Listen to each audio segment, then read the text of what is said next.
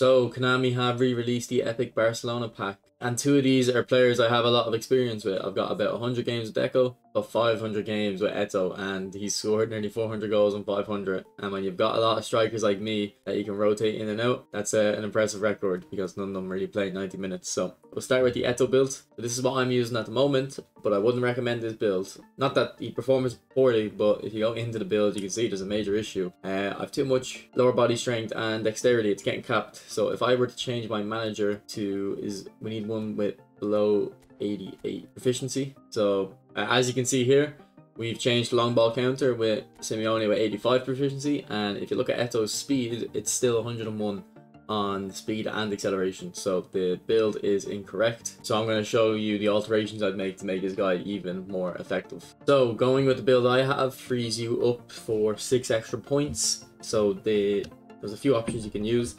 You can go into the dribbling, make his dribbling a lot better because his tight position is very low, but honestly, if you've watched my streams, you'll know how I never I'm disappointed in Eto'o's dribbling. I always comment on how this guy only has 67 tight possession, by the way, and he always dribbles amazing for me. So I would probably actually just leave the dribbling as it is, and instead of leveling into the dribbling, I would go into the aerial strength, and that will mean his jumping will get to 80. And the reason why you would do that is because when I go into the skills, I'm going to recommend aerial superiority because he's pretty tall, so that'll make him even more effective in that regard. Alternatively, if you didn't want to copy the build I had exactly, you could take off some of the finishing and aerial strength and then put it all into dribbling and get it to 72. Like, it's a bit more in dribbling, so it makes more sense to do the investment, but because you're not getting to the 85 dribbling or ball control, I don't think it's worth it. If you took off that point in passing, could you get in? No. You'd have to take off a point in speed or acceleration, which honestly you could definitely do. It's a 100, it's gonna be 100 speed versus 101, so it's not gonna be a major issue. And then you'll get the 85 ball control and tight possession or dribbling. I don't think it's necessary though. I think the more well-rounded build I had a moment ago is better. For the skills on Eto'o, I would pretty much recommend all of these. The only one I think that you could go for instead of the ones I went for is maybe take off scissors feint. I feel like more people would rather have double touch. I don't really care about having double touch too much. My playstyle, but for most people's playstyles, yeah, I think double touch would be better. And he already has soul control, so if you want, you could also put a flip flap on. If it were to take a skill out of the ones remaining, I would take out Marseille turn. Again though, if someone loves double touch, they usually think Marseille turn is the second best skill. I don't really use Marseille turn just because I'm on manual feints. It's a bit difficult. But I would recommend double touch 100% for scissors feint for most people. And then flip flap, yeah, probably for the Marseille turn. Don't take off true passing, don't take off aerial, and don't take off long range shooting because he's a striker, but long range shooting, trust me, is important for strikers because the edge of the box shots, you need them to be clinical there. And then when you're using Eto'o, so I had him for 40 games and I hated him at the start. He probably had like 10 goals in 40 games and I thought he was dreadful, and then I decided to start trying finesse shots with him and he became like amazing, one of my favorite strikers. So don't be hitting, I mean, still hit power shots with him, but if you're one-on-one with the keeper or in the box, a finesse shot with Eto'o should be good. And like, it's really surprising because his finishing's high, yeah, but his kick and power is the reason his finesse shots are good. His curl isn't high, so I thought, this is back when I was less informed about the game. This would have been how long ago? Yeah, nearly 9 months ago. So the kick and power is more important for finesse shots than the curl, particularly for the long range ones, but I'm talking about the short range ones for Eto'o. So yeah, that's why his finesse shots are really effective, and that's why you should be, you know, if you're one-on-one with the keeper, try to hit finesse shots at Eto'o, you'll have a lot more success. Okay, the next player is Deco, and while there was problems with my Eto'o build, I just made a mistake, forgot to reset it. There's no problem with Deco. I think this is the perfect build. I'm not going to dwell on it too long, but you can see like the amount of stats you have over 85 is insane. You have all your technical stats, or attacking stats, sorry, rather, except for heading, which you don't need, and then offensive awareness is below 85, which you could probably try to get that higher. We'll come back to that in a sec. But speed is 80 when you go into the game, and then you got the kick and power at 91 and stamina 84. Now, there's no points in aerial defending. I think that's fair enough with Deco.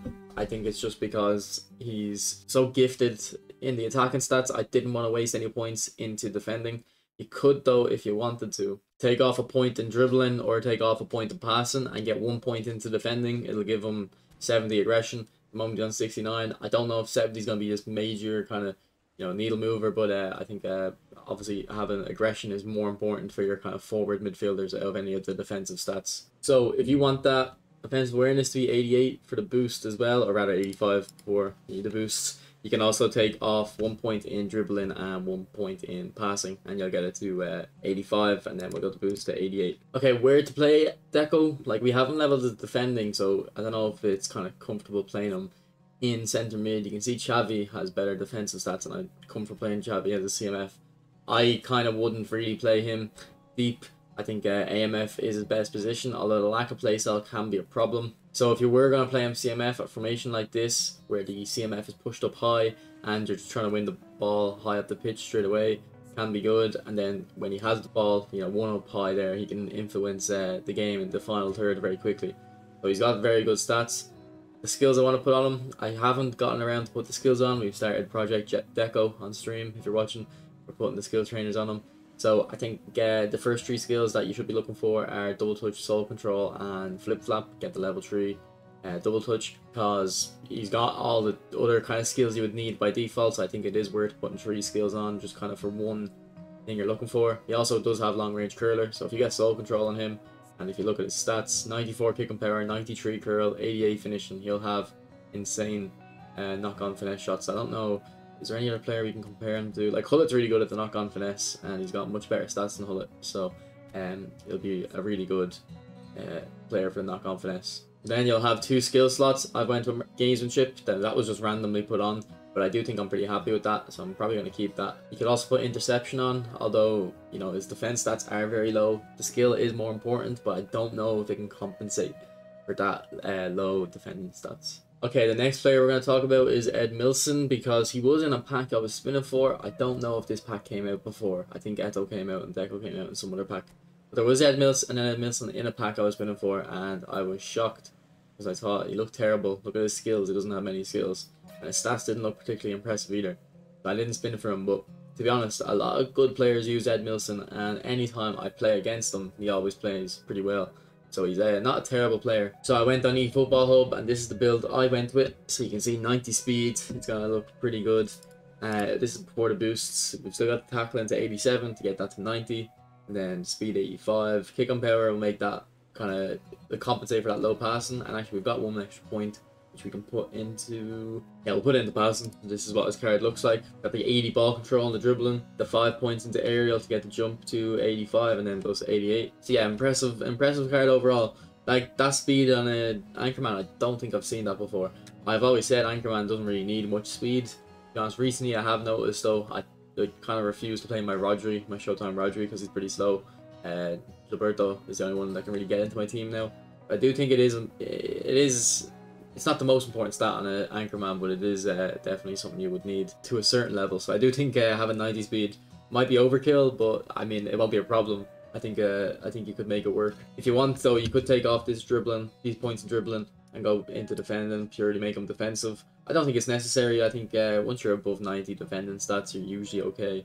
Although that aggression is pretty low even after this. Investment, so that might be something worth to consider. Okay, so the skills are the problem at the start, but you can always fix that with some investment. So the skills I would go for, in no particular order really, are 1-touch pass, true passing, low lofted pass, blocker, and fighting spirit. Now you can play him as a centre back or a DMF. I think both of these would work.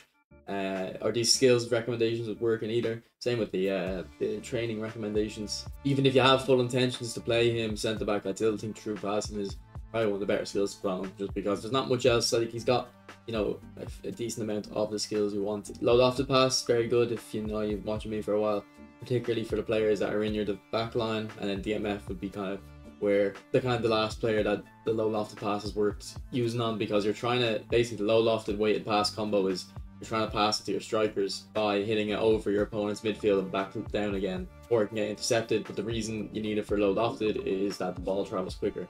So if you kind of have low lofted pass, weighted pass on your attacking midfielders, it doesn't really have as much of a use. So that's why I think it's good in the defensive players.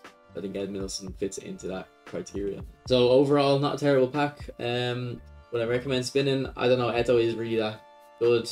Deco should be one of the best players in the game, but There's something missing from the card. I think it might be the play style. I'm not 100% sure. And then Edmilson. Yeah, Edmilson's fine. He's a good anchor man. I don't know if I'd recommend spinning though, because I'm just holding off on spinning until eFootball 25, or at least the Euros.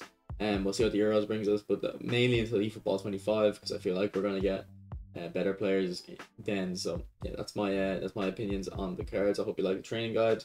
Let me know if you have any of these guys, and let people know in the comments if you think they're worth spinning for. But yeah, that's the end of the video.